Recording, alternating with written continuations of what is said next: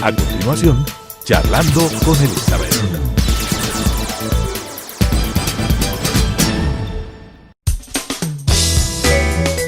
Clasificación A. Apto para todo público.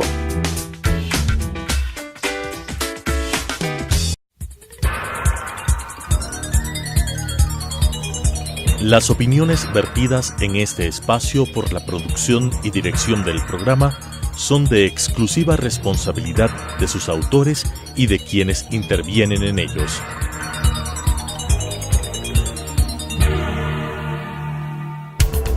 Telesucesos Canal 29 presenta Charlando con Elizabeth.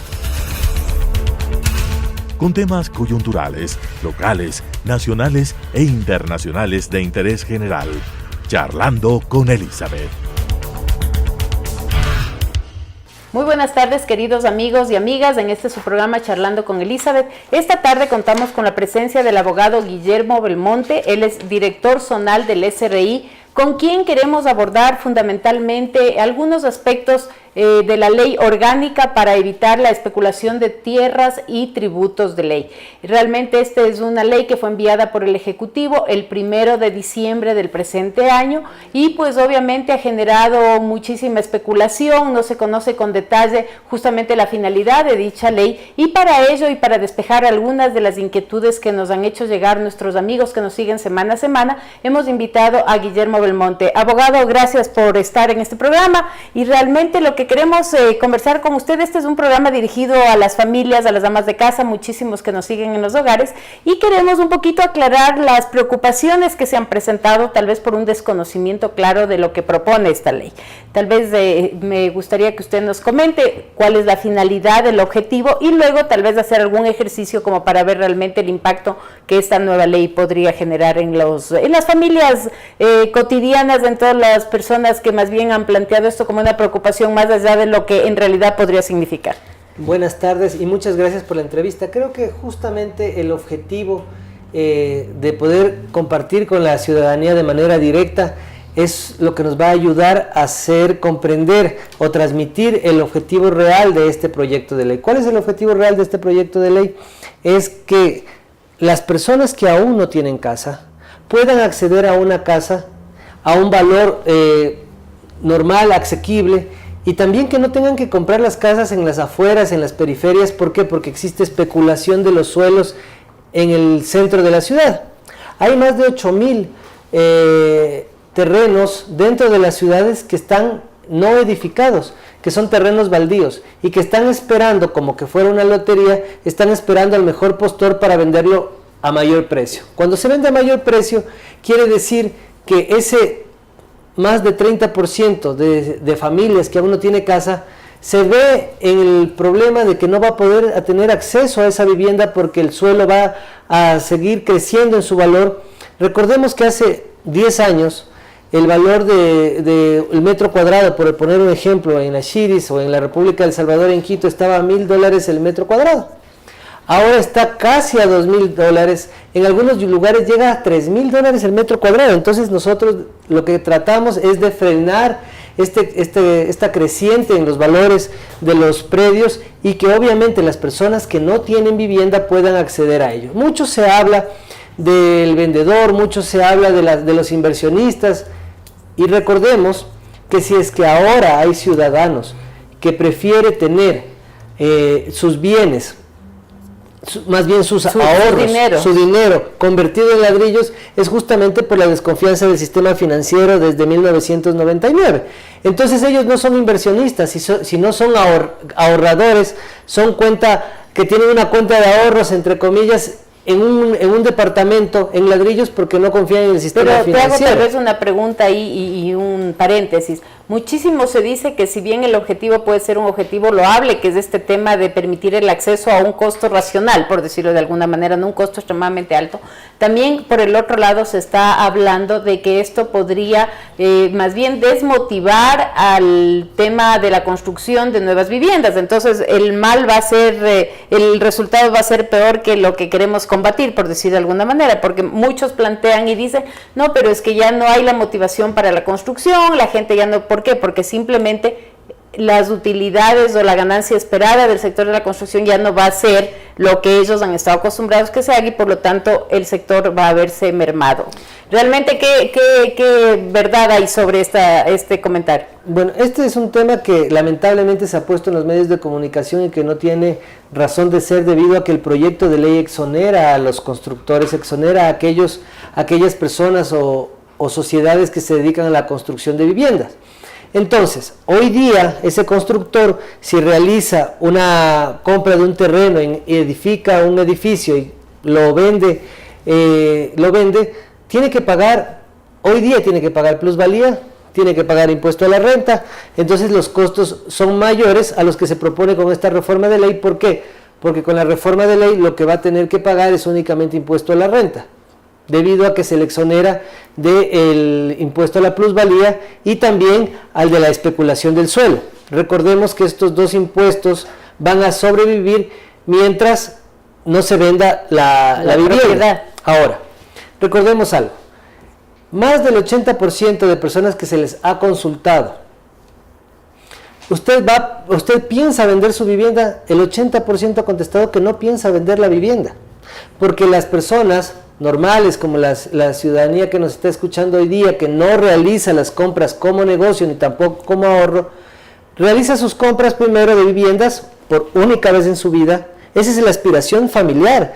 Y este proyecto de ley no está matando la aspiración familiar. La aspiración familiar es siempre tener un techo donde poder criar a nuestros hijos y pagarlo con un crédito hipotecario, porque yo les pregunto a los televidentes, ¿quién puede comprar en efectivo una vivienda?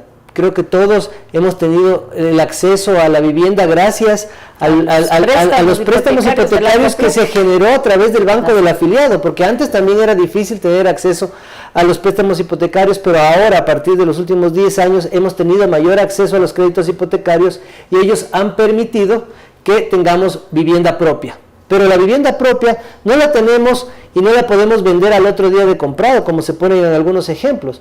Lo importante aquí es señalar que esta ley no va a afectar a nadie, absolutamente a nadie. ¿Por qué?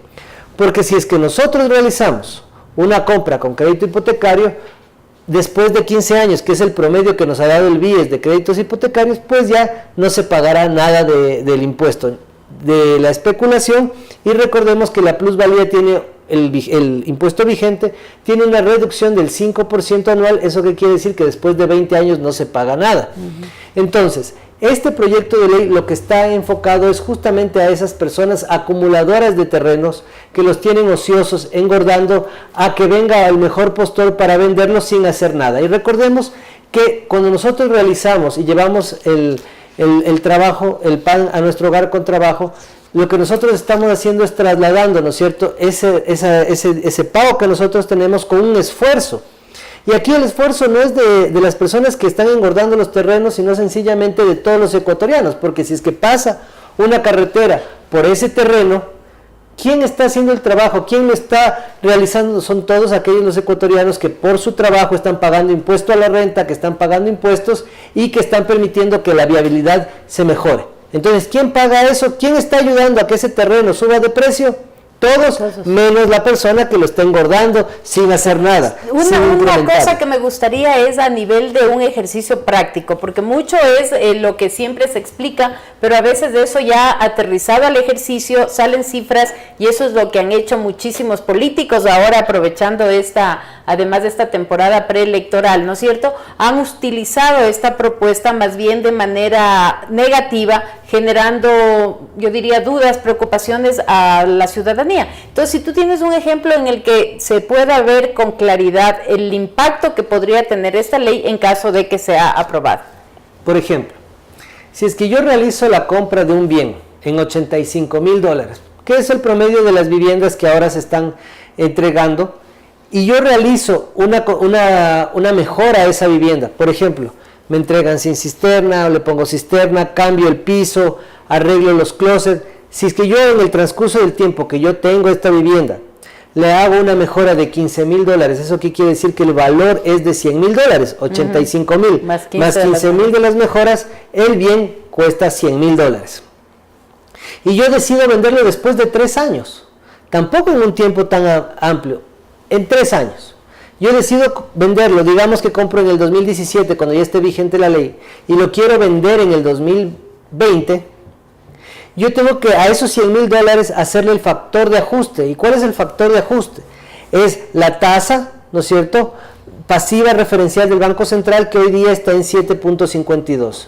Eso, por los 3 años, me da la ganancia ordinaria. ¿Cuál es la ganancia ordinaria en este caso? Que sería alrededor de 24.299. Esos 24.299, ¿no es cierto?, del primer cálculo de la ganancia ordinaria, hay que sumarle la franja exenta. ¿Cuál es la franja exenta? Los 24 salarios, que es 8.784. Entonces, yo pudiera vender un bien que compré en $100,000, que compré en 85,000, más 15,000 de mejoras, es decir, que invertí 100,000, que mi trabajo ahí fue 100,000, puedo venderlo hasta 133,083.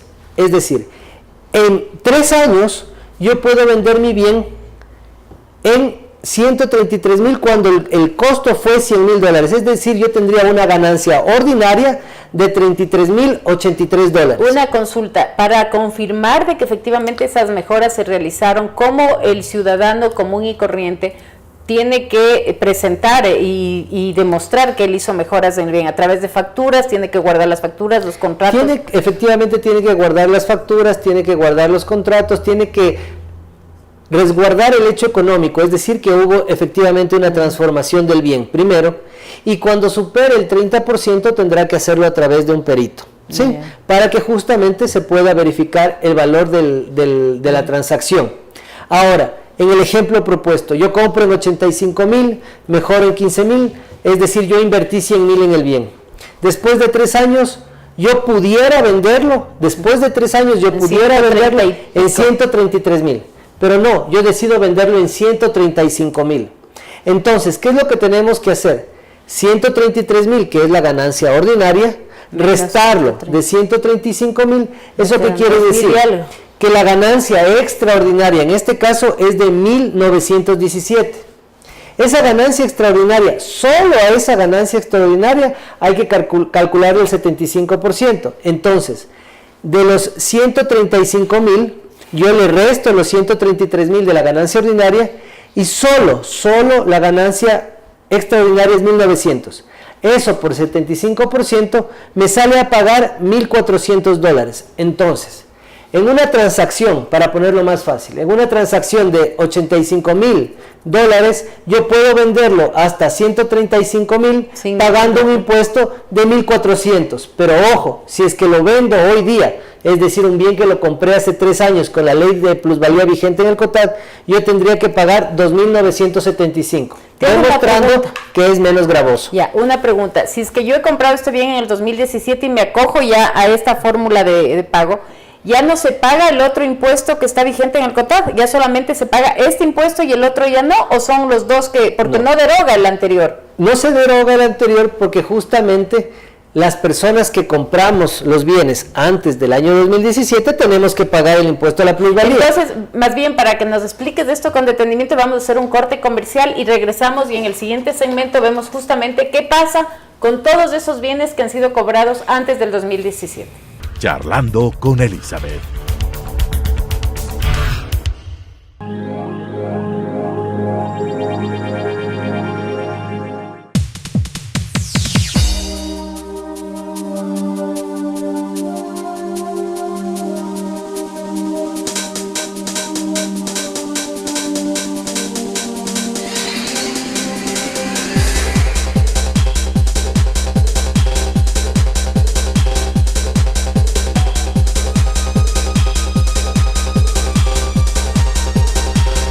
Telesucesos, porque Quito TV.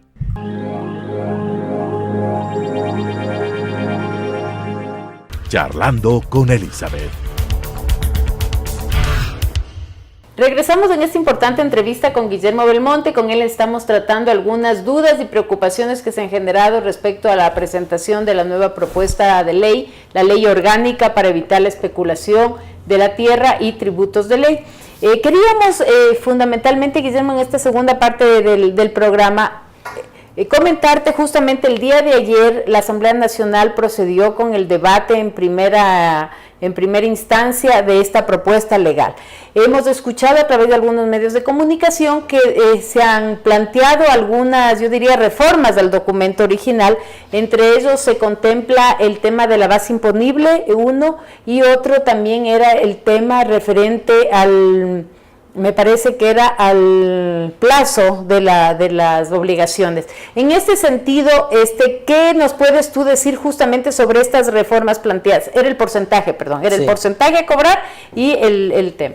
Entonces, ¿qué consideras tú de estas reformas? ¿Crees que realmente se puedan plasmar ya dentro de un documento final que posiblemente se esté aprobando hasta finales de este mes? ¿O simplemente son algunas especulaciones también sobre algunas... tal vez yo diría ideas que se han planteado dentro de la Asamblea? Bueno, ya en el primer debate ya hemos podido leer lo que se revisó el día de ayer en la Asamblea, y lo que se hace es perfeccionar el documento. El legislativo ha perfeccionado el tema de la ganancia ordinaria y la base exenta. En el proyecto original la base exenta estaba en el capítulo de la ganancia extraordinaria, es un tema de técnica de redacción que lo que hizo fue colocarlo ahora dentro de la ganancia ordinaria. Antes se sacaba la ganancia ordinaria solo sumando el 7.52 de la tasa pasiva.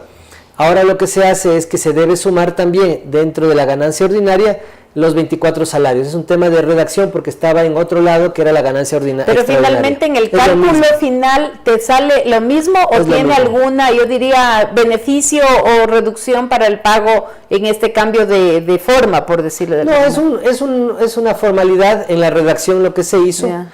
Lo que sí se cambió y que es importantísimo para que no se siga especulando con los bienes, con los terrenos baldíos no edificados dentro de la ciudad, es que la multa que hoy tiene el COTAD para aquellas personas que tienen engordando los bienes sin edificar es el 1 por 2000 del valor del bien.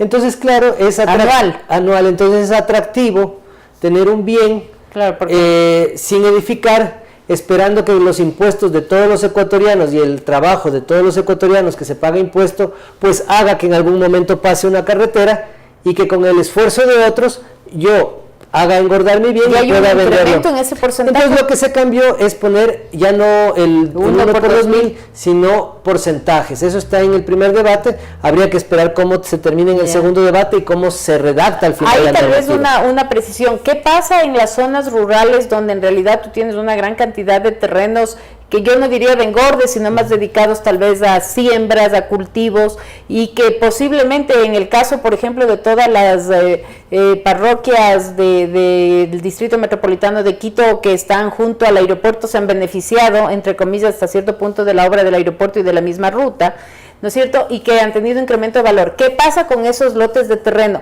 Están también con esta penalidad de no construcción, porque en esas zonas más bien la construcción es muy aislada, son zonas más rurales que... Estamos hablando, y se habla en la redacción, de urbano, de los urbanos no edificados. Y yo le invito a la ciudadanía, yo vivo por la mitad del mundo, y yo estaba trasladándome a mi oficina, y después de haber escuchado el debate el día de ayer, yo veía cuántos terrenos no edificados hay por el sector del bosque, por ejemplo, llegando por la NT, pasando la NT hay 3 terrenos, pasando el centro comercial El Bosque hay otros 3 terrenos no edificados que están esperando, me imagino, ganar mayor valor y por años, porque ya esa zona está edificada hace más de 20 años y siguen sin edificarse. Entonces, claro, el constructor que el día de mañana quiera comprar ese bien para hacer una vivienda, va a tener que comprar ese lote en un valor altísimo.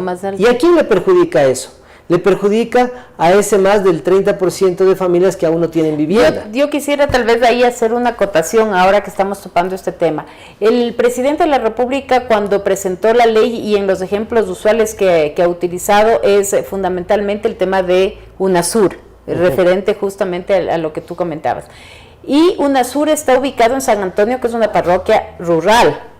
En este caso, si es que esto estás aplicando para toda la zona urbana, justamente la zona que se ha beneficiado de esta gran obra, como es UNASUR, no va a estar incluida dentro de este tipo de... Son dos temas diferentes. Un tema es Recordemos que el proyecto original que envió el presidente señalaba que a los terrenos baldíos, a los terrenos no edificados, urbanos, se les dejaba que se puedan vender con la ley actual, con la ley de plusvalía que está en el COTAD hasta el 2021. Ese es el proyecto original. Ya. Lo que se cambia ahora en el primer debate es que quitar esa excepción, pero más bien poner una sanción a los terrenos urbanos no edificados que tenían el 1 por 2000 en el COTAD, cambiándole a un porcentaje de 10, 20 y hasta el 50% del valor del bien si es que no lo venden pasando los años. Entonces, ¿qué es lo que se está haciendo? Se está obligando, no necesariamente a vender, se está obligando a edificar, se está obligando a tener una vivienda, porque no tenemos que caer en los problemas de tener terrenos no edificados. Está claro. Y personas que no tienen lo vivienda. uno es una sanción a los terrenos urbanos no edificados y lo otro es un costo adicional o evitar una especulación sobre los terrenos en general que tengan obras de infraestructura cercanas o que les hayan beneficiado de alguna manera. Son dos controles totalmente diferentes. Ahora, una cosa adicional, en el contexto de la ley también recordemos que está ya aprobado, ¿no es cierto?, la creación de la Superintendencia de Tierras. Uno de los temas que se hablaban en esta ley es que justamente esta superintendencia va a tener la responsabilidad de controlar a los alcaldes de tal suerte de que ellos hagan su trabajo de reevaluar permanentemente los costos y poder a través de eso transparentar, por decirlo de alguna manera, los valores que están en las transacciones que se realizan. ¿Desde cuándo se contempla que esta superintendencia ya entre en funcionamiento y pueda realmente empezar a ejercer este tipo de controles que estaban previstos? ¿Cuál es el problema? El problema es que, según datos del Ministerio de Finanzas, para el año 2015, los ingresos totales promedios de los gobiernos autónomos descentralizados municipales eran el 81.80% era de transferencias del gobierno central. Entonces la autogestión solo era el 18.20% y de eso el cobro del predial representaba el 2.09%. Claro. Súper bajo. Entonces lo que se está proponiendo también en este proyecto de ley es un tema de contribuir mediante aspectos normativos y de gestión que el valor del catastro corresponda a la realidad. Y también se da incentivos a aquel sujeto pasivo o a aquella persona que tiene un bien que se acerque al municipio y diga, si bien es cierto en el catastro dice 40,000, mi bien no cuesta 40,000, cuesta 80,000 dólares. Entonces esas actualizaciones le va a traer beneficio tributario a la persona que de manera voluntaria transparente el valor del catastro, pero ¿qué permite? Que a largo plazo ese municipio pueda cobrar lo justo, porque hoy por hoy se están haciendo gestiones en algunos municipios que no son totalmente eficientes para cobrar ese impuesto predial que le beneficia a toda la comunidad que pertenece al gobierno autónomo descentralizado. Te hago una precisión ahí. En este tema de que las personas pueden ir a la municipalidad y solicitar una actualización de los avalúos, por decirlo de alguna manera, yo escuché y no recuerdo exactamente en dónde, es que se tendría una exoneración de unos ciertos valores en los pagos a partir de un cierto o por un cierto tiempo de vigencia. No sé si tú nos puedes aclarar eso, porque, o sea, partiríamos de la buena fe que los ciudadanos vayan y digan, a ver, yo compré un departamento en 50,000, ahora mi departamento vale 100,000, ¿no es cierto? Entonces, por favor, actualíceme el catastro. Pero, ¿cuál es el beneficio de hacer esa autodeclaración? Está en el artículo 3 del proyecto de ley, y lo que señala es, sin perjuicio de las demás obligaciones de actualización de los gobiernos autónomos, porque la obligación de actualizar es del gobierno autónomo descentralizado y cada 2 años. Dice, tiene la obligación de actualizar los avalúos de los predios a un valor comprendido entre el 70 y el 100% del valor del avalúo. Pero si es que el sujeto, en este caso el ciudadano, se acerca, lo que se tiene es previsto es una fórmula para reducirle el valor, porque claro, si es que yo voy y digo, no, mi bien no cuesta 40,000, cuesta 80,000, vas a pagar el doble. Yo mismo estaría pagando el doble y me estaría perjudicando por un acto voluntario y de buena fe, patriótico, en el cual actualizo mi catastro. Entonces hay que dar un incentivo a esa persona que de manera patriótica se acerca a un gobierno a decir, mi catastro, ¿cuál es ese incentivo? Es que se le va a hacer un cálculo beneficioso respecto a la reducción del valor catastral que tiene el municipio, del valor que él declara, se resta, y de esa diferencia, solo de esa diferencia se le cobra el impuesto predial. Pero en la asamblea se estaba hablando de una exoneración total por cierto número de años. Entonces, en técnica legislativa ya los asambleístas están tratando de mejorar este artículo. Entonces habría que esperar a ver cómo ya sale la norma definitiva, pero sí se está tratando los beneficios para aquellos ciudadanos que de manera voluntaria se acercan al municipio para actualizar el catastro. Ahora, también en el proyecto de ley se le pone como sujeto sustituto para el control al SRI. ¿Qué es lo que quiere decir hoy día? Hoy día, si es que un gobierno autónomo descentralizado no controla el impuesto a la plusvalía, pues nadie más controla. En este proyecto se puso que el SRI de manera supletoria pudiera también hacer ese cobro, y el dinero que se cobre tiene que ir al gobierno autónomo descentralizado que corresponde. Listo. En todo caso, lastimosamente, Guillermo, el tiempo siempre es nuestro peor enemigo. Se nos ha terminado el tiempo de este programa. Sin embargo, te quisiera comprometer para que en un segundo momento podamos nuevamente topar este tema una vez de que ya el texto final esté aprobado por la Asamblea, para que los amigos que nos siguen a través de este programa tengan clarísimo cuáles pueden ser hasta los beneficios que en un momento determinado se den mediante la aprobación de esta ley, en casos de que efectivamente, como se había estado tratando en esta última parte del programa, se pueda hacer una declaratoria voluntaria ante la municipalidad de las mejoras o del crecimiento del precio en un bien que sea de nuestra propiedad. En todo caso, queridos amigos, muchísimas gracias por seguirnos a través de su programa Charlando con Elizabeth, y les invitamos para un siguiente programa, sin antes no desearles una feliz Navidad. Estamos a puertas de ya justamente festejar un nacimiento más del niño Jesús, y realmente queremos que lo hagan en familia, con amor y sobre todo con muchísima paz. Nos vemos la siguiente semana, les mandamos un cariñoso abrazo y las mejores bendiciones para sus hogares. Gracias. Telesucesos Canal 29 presentó Charlando con Elizabeth. Con temas coyunturales, locales, nacionales e internacionales de interés general. Charlando con Elizabeth.